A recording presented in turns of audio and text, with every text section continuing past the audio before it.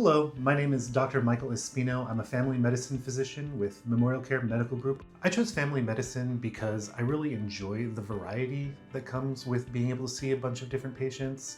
A variety of health conditions from all ages, from pediatrics to geriatrics, is really the variety that makes it for me for family medicine. My approach to patient care is to really make sure that what we're doing is patient-centered.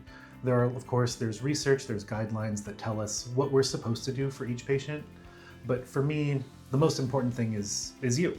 So making sure that we're applying those things to your situation and tailoring a plan to you is the most important part of patient care.